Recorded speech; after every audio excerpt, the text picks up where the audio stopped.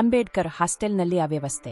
Warden ಆದವರು ಹಾಸ್ಟೆಲ್ನಲ್ಲಿರಬೇಕು, ವಿದ್ಯಾರ್ಥಿಗಳ ಕಷ್ಟಗಳಿಗೆ ನೆರವಾಗಬೇಕು. ಆದರೆ ಬೀಳಗಿ ತಾಲೂಕಿನ ಕೋಲೂರು ಪುನರ್ವಸತಿ ಕೇಂದ್ರದ ಬಿಆರ್ ಅಂಬೇಡ್ಕರ್ ಹಾಸ್ಟೆಲಿನಲ್ಲಿರುವ ವಾರ್ಡನ್ ಡ್ಯೂಟಿಗೆ ಚಕ್ಕರ್ ಪಗಾರಗೆ ಹಾಜರು ಎನ್ನುವ ಹಾಗೆ ಕೆಲಸ ಮಾಡುತ್ತಿದ್ದಾರೆ.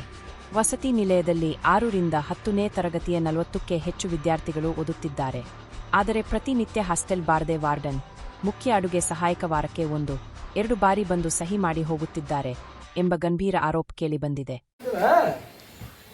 ಬಾಗಲಕೋಟೆ ಜಿಲ್ಲೆ ಬೀಳಗಿ ತಾಲೂಕಿನ ಕೋಲೂರು ಗ್ರಾಮದಲ್ಲಿ ಡಾಕ್ಟರ್ ಬಿಆರ್ ಅಂಬೇಡ್ಕರ್ ಅವರ ವಸತಿ ನಿಲಯ ಇದೆ. ಅಲ್ಲಿ ಮೂಲ ಸೌಕರ್ಯಗಳು ಯಾವುದೂ ಇರುವುದಿಲ್ಲ. ಅಲ್ಲಿ ಟೋಟಲ್ ಆಗಿ ವಾಸಲ 58 ವಿದ್ಯಾರ್ಥಿಗಳು ವಾಸವಿದ್ರು. ಈಗ ಈ ಸಲ ಒಂದು ಹೆಚ್ಚು ಕಡಿಮೆ ಒಂದು 50 ರಿಂದ 70 ವಿದ್ಯಾರ್ಥಿಗಳಾಗುವಂಥ ಸನ್ನಿವೇಶ ಐತಿ. ಈಗ ಹಾಸ್ಟೆಲ್ ಚಾಲಾಗಿ ಸುಮಾರು 1 ತಿಂಗಳ ಗತಿಸಿ ಹೋತ. ಇಲ್ಲಿವರೆಗೆ ಯಾವುದೇ ಸುಧಾರಣೆಗಳೇ ಆಗ್ತಿಲ್ಲ. ಏನಪ್ಪ ಸುಧಾರಣೆ ಅಂದ್ರೆ ಹಾಸ್ಟೆಲ್ನಲ್ಲಿ ಇರ್ತಕ್ಕಂಥ ಸುತ್ತಮುತ್ತ ಕಸ ಕಂಟಿ ಸಿಕ್ಕಂಗೆ ಬೆಳೆದೈತೆ.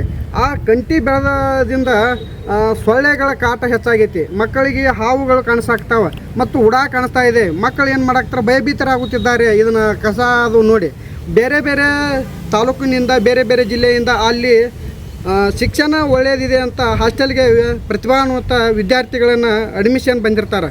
ಅಂಥ ವಿದ್ಯಾರ್ಥಿಗಳಿಗೆ ಏನಾಗುತ್ತೆ, ತುಂಬ ತೊಂದರೆ ಆಗುತ್ತಿದೆ. ಮತ್ತು ಪದೇ ಪದೇ ವಾರ್ಡನ್ ಆದಂಥ ಬಸವರಾಜ್ ಸುಳದವ್ರಿಗೆ ತಿಳಿಸುತ್ತಾ ಬಂದಿದ್ದೇನೆ. ಅವರು ಆಯಿತು ಮಾಡ್ತೀವಿ ಅಂತ ಹೇಳ್ತಾ ಇದ್ದಾರೆ, ಇನ್ನೂವರೆಗೆ ಮಾಡ್ತಾ ಇಲ್ಲ. ಅಲ್ಲಿ ಹಾವು ಮತ್ತು ತಿರುಗಾಡೋದ್ರಿಂದ ಮಕ್ಕಳು ಭಯಭೀತರಾಗಿದ್ದಾರೆ. ಅಲ್ಲಿಗೆ ಈಗ ಅಲ್ಲಿ ಮಕ್ಕಳಿಗೆ ಮೂಲ ಸೌಕರ್ಯಗಳಾದಂಥ ಶೌಚಾಲಯಗಳ ಮೊದಲು ಸ್ವಚ್ಛತೆ ಆಗಬೇಕು. ಆನಂತರ ಬಿಸಿನೀರಿನ ವ್ಯವಸ್ಥೆ ಆಗಬೇಕು ಮಕ್ಕಳಿಗೆ. ಮತ್ತು ಸಮರ್ಪಕವಾದ ಕುಡಿಯೋ ನೀರಿನ ವ್ಯವಸ್ಥೆ ಆಗ್ಬೇಕಾರೆ. ಮತ್ತು ಪ್ಯಾನ್ಗಳ ರಿಪೇರಿ ಇಲ್ಲ, ಪ್ಯಾನ್ಗಳ ರಿಪೇರಿ ಆಗ್ಬೇಕ್ರೆ.